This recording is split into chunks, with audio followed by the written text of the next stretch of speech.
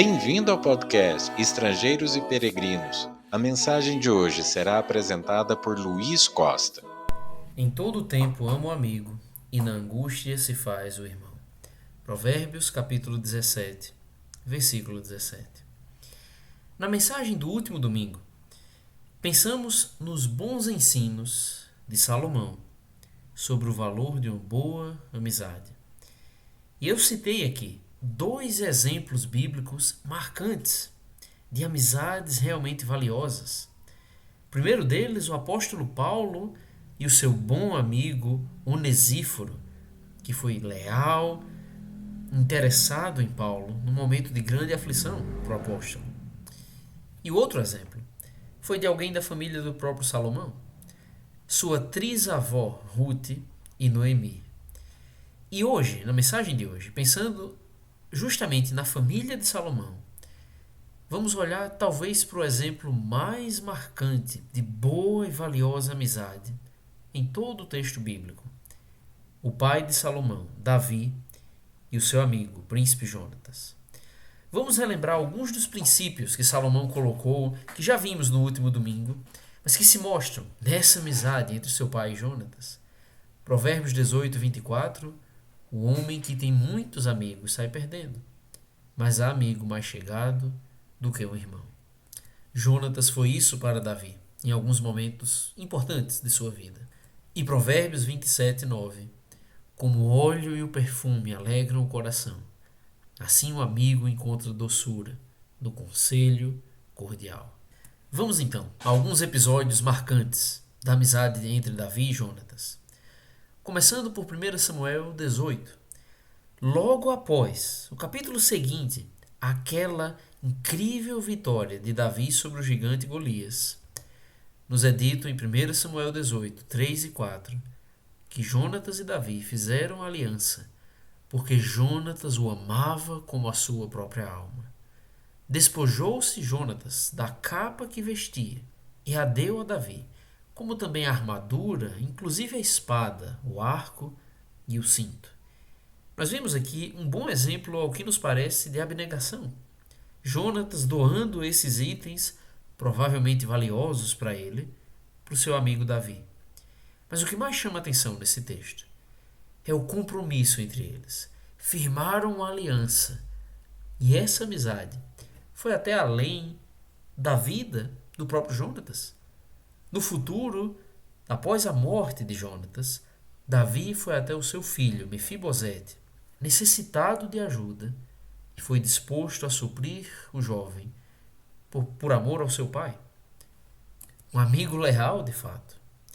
E a outra coisa que chama a atenção é a menção ao amor aqui, que Jonatas amava Davi como a sua própria alma. Falando em amor, quero ler rapidamente 1 Coríntios 13, dos versículos 14 ao 7, quando Paulo descreve o amor. E observe no restante dessa mensagem como essa descrição, essas características do amor, se manifestaram na amizade entre esses dois homens. O amor é paciente, é benigno, não arde em ciúmes, não se ufana, não se ensoberbece, não se inconduz inconvenientemente, não procura os seus interesses, não se exaspera, não se ressente do mal, não se alegra com a injustiça, mas regozija-se com a verdade. Tudo sofre, tudo crê, tudo espera, tudo suporta.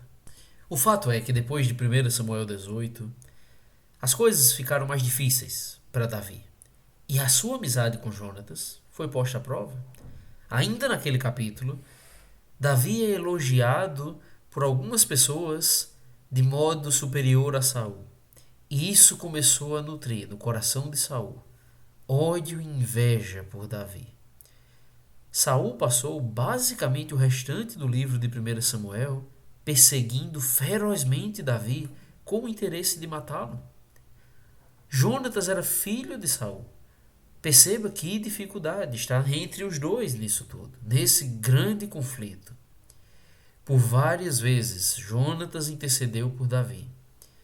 Mas tem um dado momento, no capítulo 20, no versículo 31, que Saul chega ao ponto de falar uma coisa dura, quase uma chantagem para Jonatas. De dizer: Pois enquanto o filho de Jessé viver sobre a terra, nem tu estarás seguro, nem seguro o teu reino. Sabe qual era o ponto? Deus havia escolhido Davi para ser o sucessor de Saul no trono, que Davi seria o rei. Mas se você pensar bem, não seria Saul exatamente que perderia o reino, mas Jonatas, o herdeiro. Ao invés dele herdar, Davi reinaria em seu lugar. E Saul estava colocando no coração do seu filho uma tendência a invejar Davi. Mas Jonatas não se deixou levar por isso. Ele amou sem buscar seus interesses, como Paulo fala em 1 Coríntios 13. E mesmo tendo prejuízo naquela amizade, fez questão de preservar Davi e não entregá-lo à morte como Saul queria. Um outro aspecto marcante da amizade entre eles é a vulnerabilidade. Após Jonatas providenciar um jeito de Davi escapar, em 1 Samuel 20, no versículo 41, diz que levantou-se Davi do lado do sul e prostrou-se rosto em terra 3 vezes. E beijaram-se um ao outro e choraram juntos, Davi, porém, muito mais.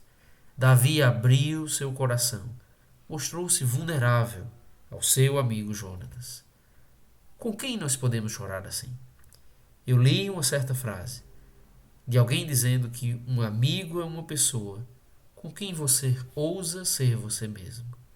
Que privilégio poder se abrir dessa maneira com um amigo leal. E a última coisa que se destaca na amizade entre eles é o interesse espiritual. Quando firmaram aquela aliança, e por vezes isso foi reforçado, sempre colocavam o Senhor como aquele que estaria entre eles.